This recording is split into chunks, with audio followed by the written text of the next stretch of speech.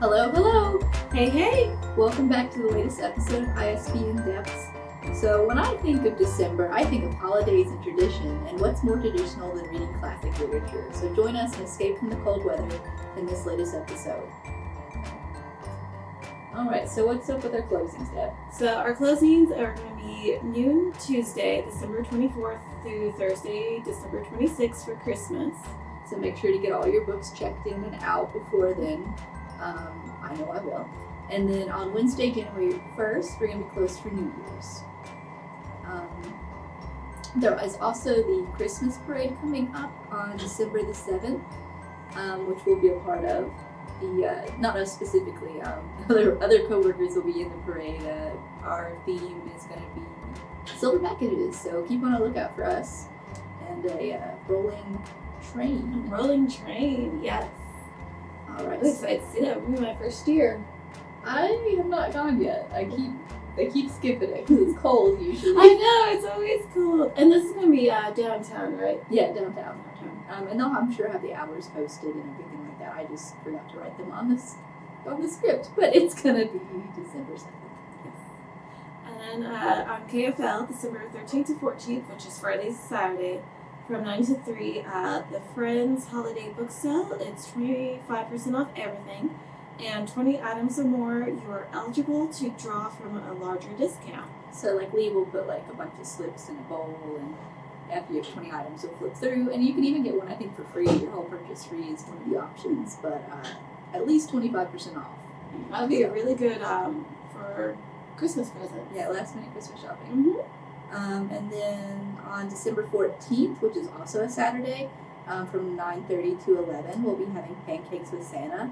It is $3 per person. It is a fundraiser, but if you have like little kids or if you're just really excited about pancakes. I'm really excited about pancakes, so. Usually Rhonda's there doing it, and she's the pancake maestro making the pancakes in the griddle. But yeah, so come to that if you like pancakes or you feel like bringing the kids along. It's a very family fun, friendly event.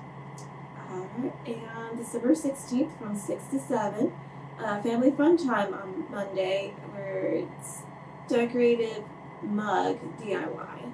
Yeah, so Jessica runs her family fun time. So there's plenty of options to get out during the holidays when it's getting cold, and between the books and the pancakes and the mug, you kind of got a breakfast and a Christmas present or two. Like we're setting you up for success. Yes, and you can use the mugs for hot chocolate. Mm-hmm.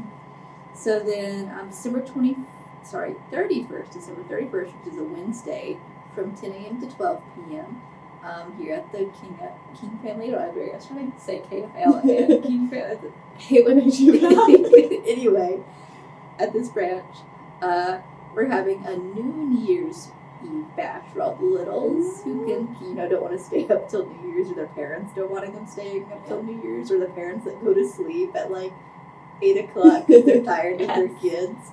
We're having a New Year's Eve bash. We're gonna have like little bubbly fizzy juices, little finger snacks. They're gonna do a ball drop. It's gonna be really it'll be a fun. countdown to noon.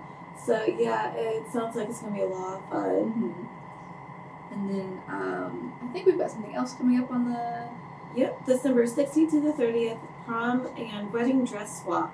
So you can donate gently used prom or wedding dresses and receive a token for a swap. We'll have it Thursday, January 2nd through Friday, January 3rd for the token shopping, and Saturday on the 4th, no token shopping from 9:30 to 12. So the tokens are like if you donate, and if you don't donate, there's still a chance to come and see if you can find something. Mm-hmm. That's new this year. It's the first year we're doing it, but we've had pretty good success with our other two clothing swaps. So, if you have any dresses you're not going to wear, bring them on by. Bring them on by, you get tokens, and it is completely free. So even, like you said, if you don't happen to donate and get tokens, come on the 4th so you can shop around for free. Mm-hmm. All right, so that covers KFL. At our Seymour branch on December 10th, which is a Tuesday, from 4 to 5:30, there's going to be a fleece blanket team craft to help you stay cozy and warm. December 12th, Thursday, after school STEM reindeer races. Mm-hmm. And then December 13th, which is a Friday, 3:30 to 4:30, they're having their puppet club again. Their theme is Christmas. I think they're having a lot of fun with that. I keep seeing pictures on social media. Yeah, of me too. the kids doing their puppets and stuff. It's a big hit. So they make a skit, or they pair up in the groups, they make a skit, and then they perform their skit. So. And December 16th, Monday, 6:30 to 8:30, Seymour Acoustic Jam. Mm-hmm.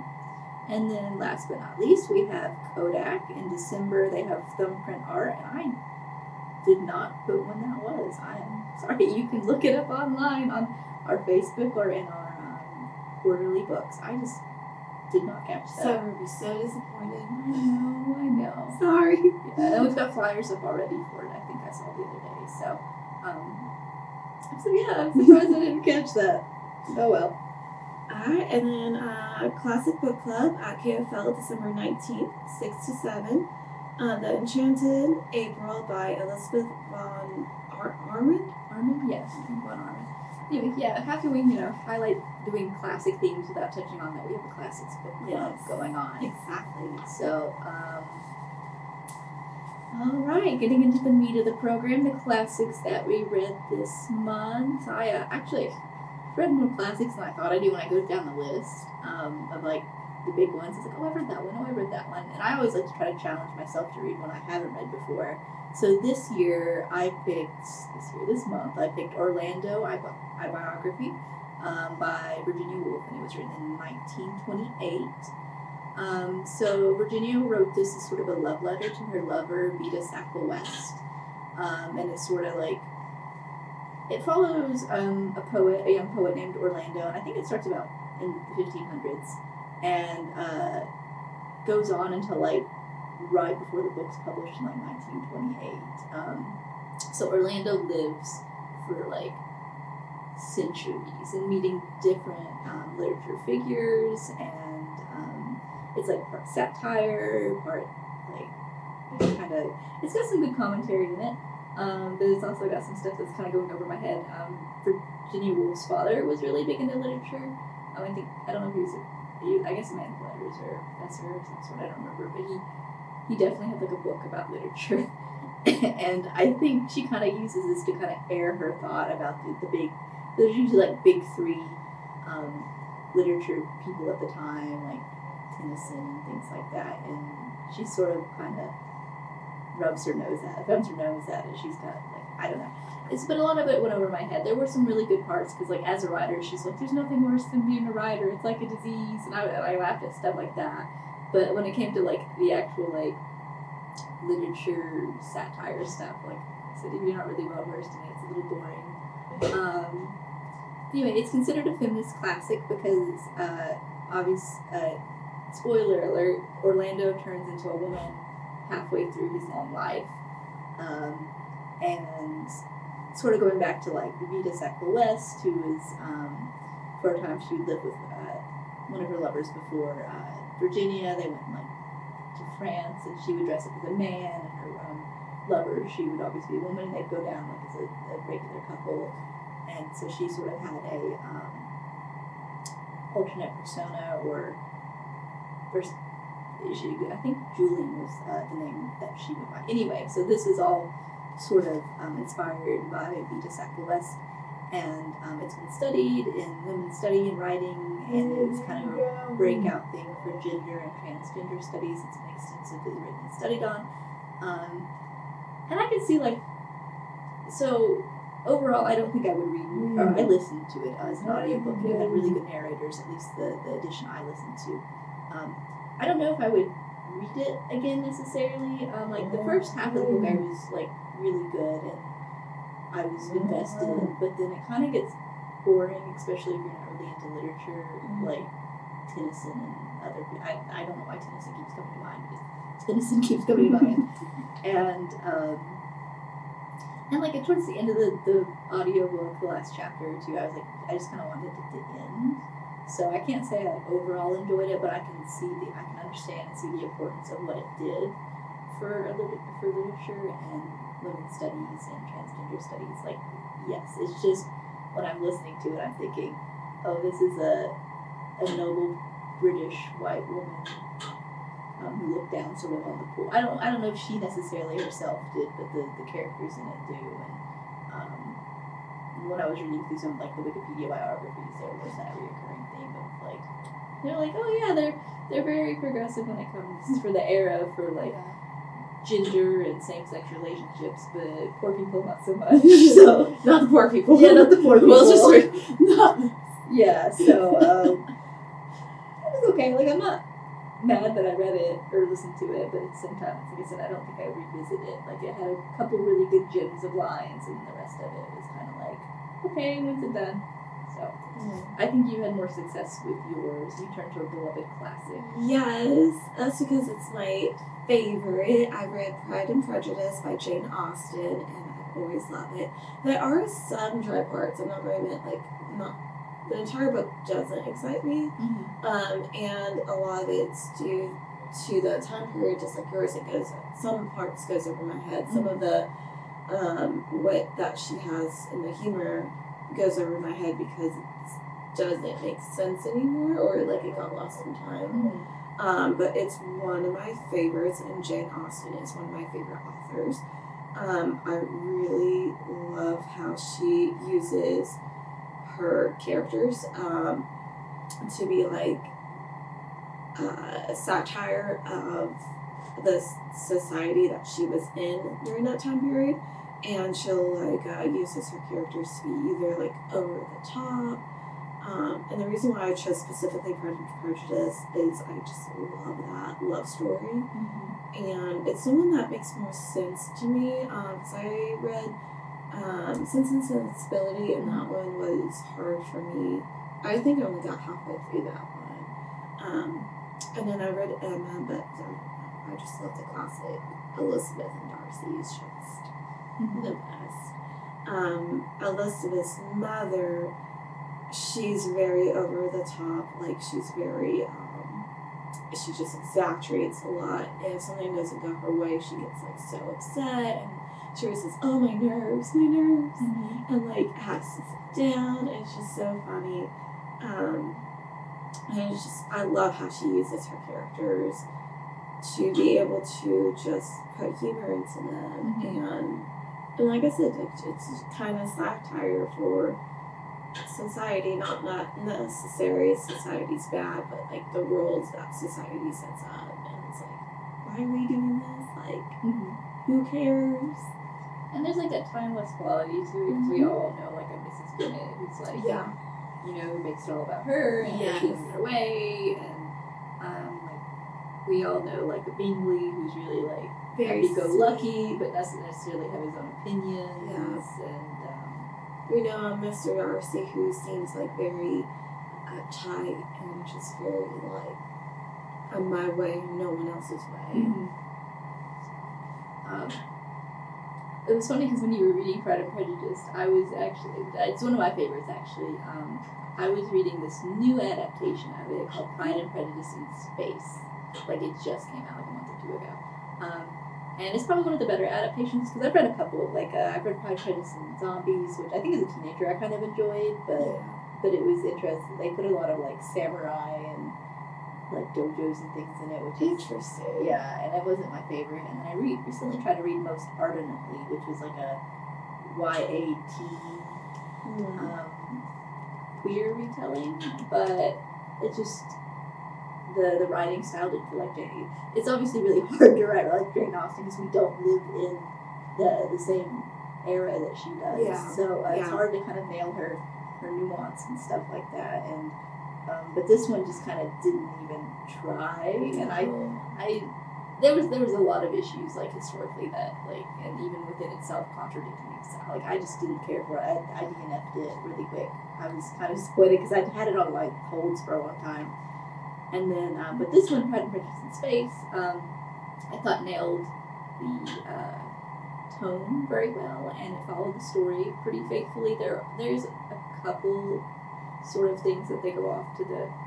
Obviously, it's in space, so like Lizzie like wants to be like a pilot, like for a spaceship pilot and things like that. There's a few things like that, but like there's something with Lydia at the end that they do a change with. Because I think the author felt uncomfortable with the child marriage. Yeah. But she tries to make the characters like well-rounded. So, like, Lydia has an interest in art, Kitty likes gardening, you know, Mary is she's still sort of a know-it-all, but she's tempered all the characters and took a little bit of the bite of the flamboyance and caricatures out of them. Which in one way is nice, but sometimes I wish she would have played it up a little bit more. Yeah. But, like, you know, things Lydia was doing was silly, but a lot of times it shocked her. She's young, and she didn't seem quite as insufferable in the main thing. And I was like, I think you can still be, like, a well-rounded person, but still be insufferable sometimes. Yeah, because we've seen that. Yeah, we like, know people like that. Yeah, you have moments where you did, and personally, like, I'm sure I have moments when I'm insufferable to my friends, but, like, they like me for the most part. Like, Yeah. So I wish it would have had a little bit of that into it, but it had a lot of art. It's very, like, on glossy pages and stuff, and she did dresses and, like, inside of, because they're, like, on space stations and stuff like that, so there's, like, a lot of extra stuff she did that way, but overall, and you get, like, little extra communication between different characters, like, you get asides between, like, Darcy and Bingley, or Darcy and his sister Georgiana, and you get, like, the thoughts of other characters within the narrative that wasn't necessarily caught in Jane Austen's Pride and Prejudice. So I think it's also important to know, because some people don't understand her characters, that they just seem so one-sided. It's like, it was supposed to be like that, because, like, it was just kind of how, like, the time period was of, you know, women were seen as, you need to marry as well as you can, and that's, like, the focus. So it's like the mother, like, she wanted her to be, like, over the top on purpose. yeah.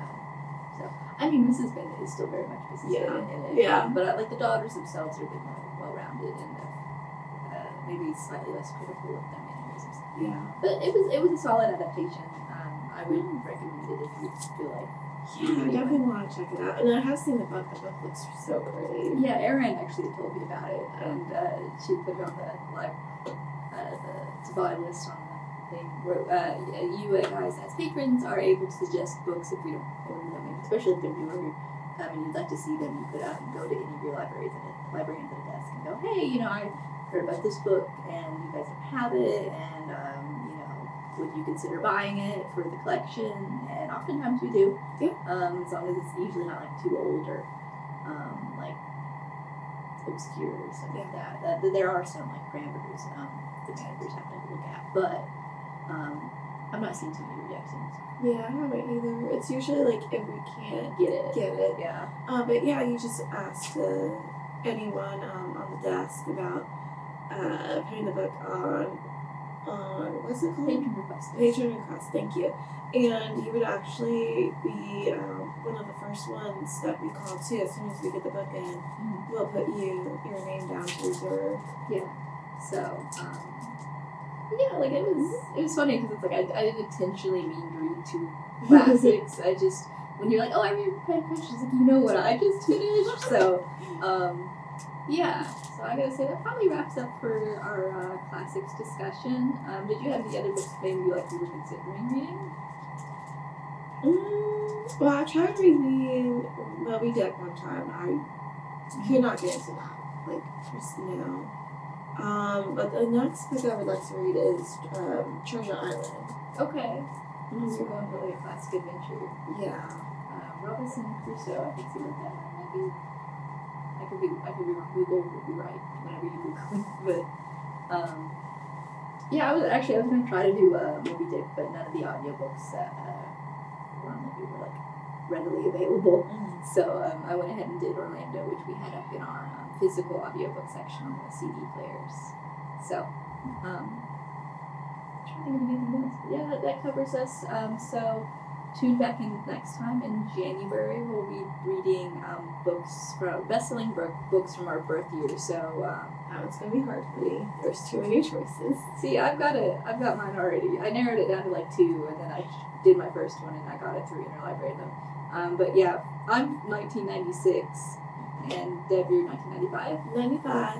So a big gap there, but I don't know. I thought it'd be interesting because it's sort of like, you know, like you don't always know what comes out when you're born. Obviously. Yeah, I found out that the book Wicked came out in 95, Yeah. which is funny with the movie coming out. Currently, yeah. Yeah. And then they've got, of course, the musical was really popular. Yeah. Some of my options were the first Game of Thrones book, which I was like, I thought that was older than that, but no, it came out in 96, which I've read. And then there was like Angela's Ashes, which I've read. A lot of mine I kept running into like, oh, I've read that before. But yeah, I narrowed it down. There was, which you'll find out next time, but I narrowed it down between a book called Palestine, a graphic novel, or Fight Club, which I didn't realize was a book. That's right. Yeah, you did tell me that. Yeah. So I narrowed it down to 2, and you'll find out in the next episode which one I picked. So yeah, because I have Wicked, I have Jurassic Park 2, which I didn't even know those were books. The second one came out in 95. Okay. And then there was a few other ones I saw that I was like, oh no. So yeah, decisions, Struggle. Deb. The struggle is real. All right. Thanks again, Ben, for editing and Thank making you, sure we Ben. don't look bad. All right. See you again in